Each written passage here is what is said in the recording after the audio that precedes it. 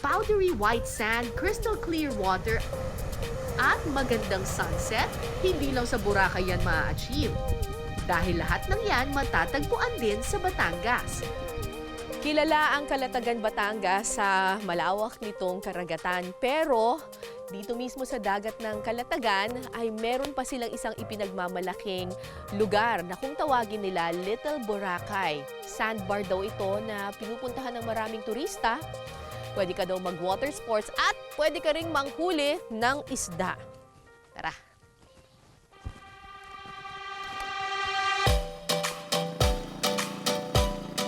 Tuwing low tide, lumilitaw ang Little Boracay.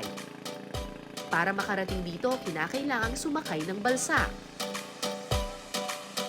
Believe it or not, ito na daw yung Little Boracay. Medyo high tide lang ngayon. Hinihintay lang natin siya mag-low tide. At kapag nag-low tide na daw completely, lilitaw na daw dito yung white sand beach. Subukan nga natin. Ah! Ay, ang babaw. Mababaw lang pala! So mula dito, hanggang papunta doon, isang sandbar siya na hanggang tuhod lang.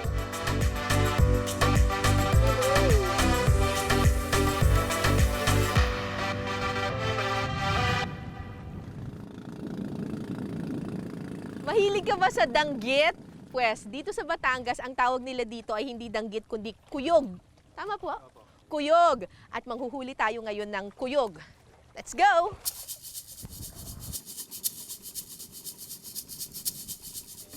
So ang proseso dito ng pagkuha ng kuyog at ng iba pang mga isda, ilalaglag lang natin yung yung lambat. 3-ply itong lambat na ito. Tapos mamaya magtitimbog tayo or parang bubulabugin natin yung mga isda. Ito po 'yon. Ang tawag dito ay timbog. So basically ang gagawin natin ay bubulabugin natin yung tubig para pumunta sila dun sa lambat. Basta ihulaglag lang. Hindi hanggang sa lupa. Okay. Ay, hindi hanggang sa buhangin. Lumapat po sa tubig.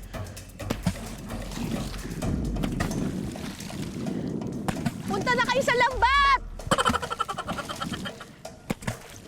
Pag ganyan po kasi, yan, nabubulabo. Lahat ng mga isda na nandito, tatakbo sila. I mean, lalakbo sila. Lalangoy sila, yung lambat natin, nilagay natin banda roon. Kaya kung merong mga isda na nandito, yun yung signal nila, lumangoy papunta doon sa may nilagay nating lambat.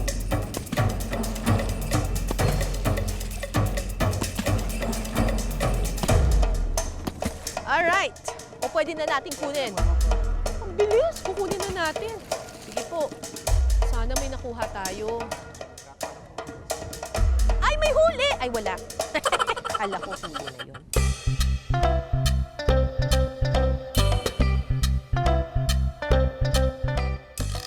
Ayan! May kuha tayo! May huli tayo. Anong tawag dito? Parang islang bato? Maming. Ha? Isdang maming. Isdang maming? Ay, Diyos ko Lord. Hindi ko alam. Sumabit dun sa kasang niya. Uy, may kuyog! Malaki-laki. Masakit po makatinig. Sige. May kuha kaming kuyog. Masakit po makatinig doon. Talaga? Saan ang hawak dito sa may hasang? Ihasan po ma'am para talaga po ma'am pag meron pong tinatagnan, nabukan tinig niyan. Okay, ayan. Meron tayong huling kuyog. Ang isdang kuyog o rabbit fish sa Ingles ay kilala rin sa tawag na danggit. Madalas itong ginagawang daing o dried fish. Ang hirap na lang makawala dito sa lambat ninyo. Mahirap po ma'am pag sa 3-ply po talaga ma'am. Kuya, ayun oh. Ibalik natin to kasi pwede pa ito mabuhay. Ay, tumutunog siya. Sabi, tut, gumaganon oh. Parang nagtuturutot. Ay, Diyos ko, buhay pa nga. Dito sa Calatagan, Batangas, nakakatuwa yung mga ngisda dito kasi talagang pinipili lang nila yung mga isda na mapapakinabangan nila. Gaano man kalaki yung isda, kapag hindi naman nila ito makakain at hindi naman nila mabibenta, ibabalik nila sa dagat.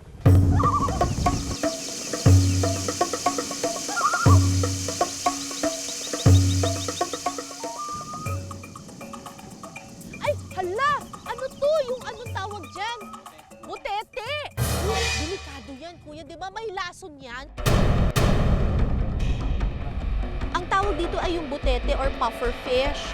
So usually kapag na-threaten siya, gumaganyan yan siya. Itong butete, kapag hindi ka marunong magluto nito or maghiwa nito, pwedeng maging poisonous siya. So, ibabalik na lang natin ito sa dagat, ha?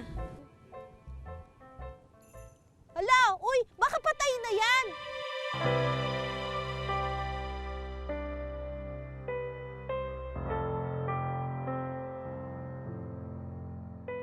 Kuya, patay na ata. Normal po yan sa kanya. Eh, ba't ganyan, oh? Ayan na!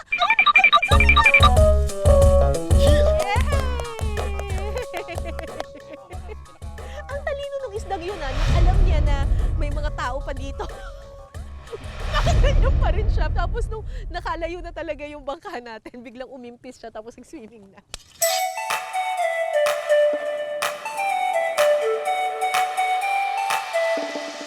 Una munang magpapakulo ng tubig. Sunod na ilalagay ang sibuyas at kamatis.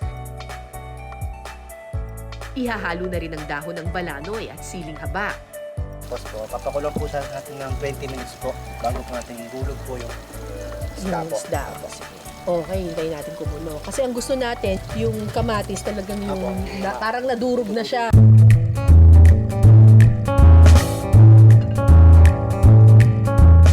Sunod na ilalagay ang isdang kuyog.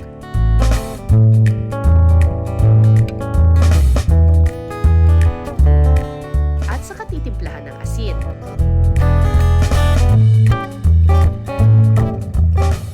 Hintayin muna itong kumulo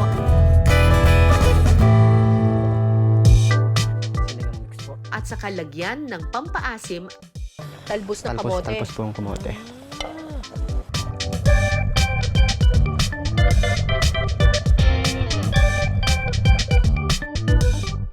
Maya-maya pa, luto na ang ating sinigang na kuyog.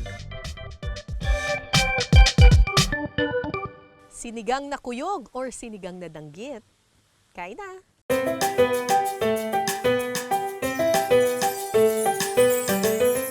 Okay, tikman natin itong sinigang na kuyog.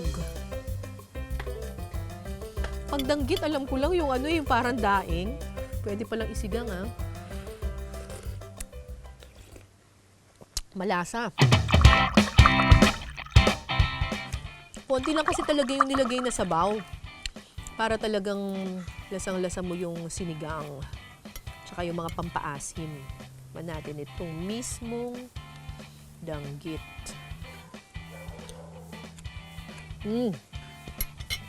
Okay. Okay na okay. Tsaka mas masarap nga na talbos ng kamote yung ginamit. Halain mo, no? Yung danggit pwede palang isigang. Panalo.